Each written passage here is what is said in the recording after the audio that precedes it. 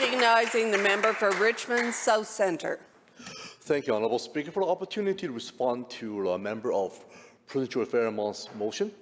I would like to take a moment to first express my gratitude to a colleague of mine who has a far better understanding of the history behind the consultation, and I'll thank him for guiding me through the process. For starters, Bill 36 is the first reform of Health Professional Act in 30 years.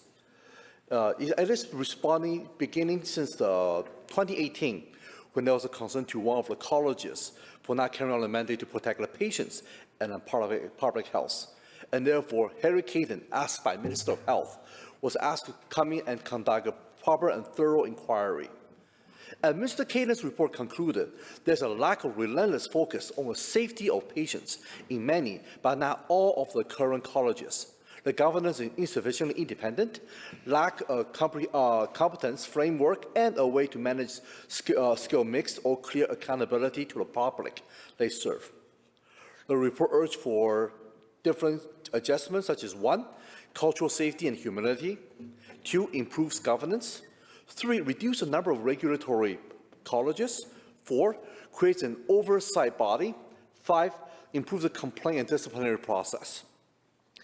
Given an issue identified by Caden in the report and for the recommended change, I want to thank Minister of Health for establishing the steering committee on the modernization of health professional regulation, where all three parties, which are BC NDP, BC Liberals, and BC Green, sat on and supported. It is important to note that the work was informed by significant consultation with the public, internal and external stakeholders, and Indigenous leaders. For starters, the first consultation was held from May 9th, 2019 to June 14th, 2019, and received over 300 written submissions. It was this consultation that resulted in the Ministry of Health's appointment of an all-party steering committee. The second consultation was held from November 27, 2019 to January 10, 2020, which consisted of public survey that opportunity for public to submit written submissions. The survey received over 4,000 respondents, where 70% plus identified as healthcare professionals, and 7% included health professional regulator staff and board members, professional association or union representative, health professional students, and researchers. Following this public consultation period, further significant engagement was done with stakeholders.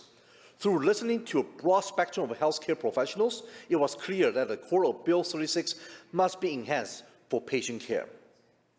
From August 2020 to July 2022, Minister of Health held 53 distinctive meetings with stakeholders, which consisted of the following groups: BC Health regulators, regulatory colleges, professional health associations, BC College of Social Workers, ambulatory paramedic of BC, union groups, including Health Service Association of BC and hospital employee unions. Between June 2019 and August 11, 2022, Minister of Health has also met with I'm not criticizing any part of a party, so may I continue? Thank you. Just want to double check. Minister of Health met with Indigenous partners, specifically on 27 distinctive meetings with Indigenous groups, persons, and bodies representing Indigenous people during that time. And I want to take a moment to express the gratitude that to be educated to understand something beyond my time when I was sitting here since 2020, that our Ministry of Health has worked with various stakeholders, down a public consultation to ensure that we have a clear and strong understanding from our frontline services providers. And I want to just say kudos to my colleagues beforehand, also mentioning we continue as MLA listening to our healthcare providers, frontline workers, to understand some of the challenge and difficulty they were experiencing, and really continue passing and continue the dialogue between our Minister of Health and of our constituents.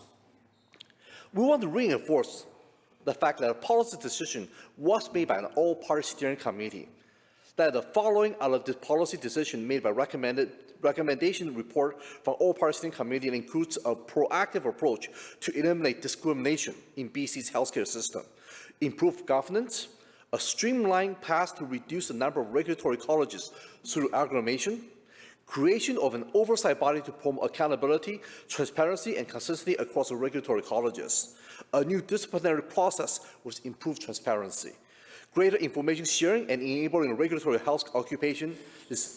And I just want to say this is, my time's almost out. I just want to say this is a great opportunity for us to really continue moving forward as a government. Thank you. Thank you. Member for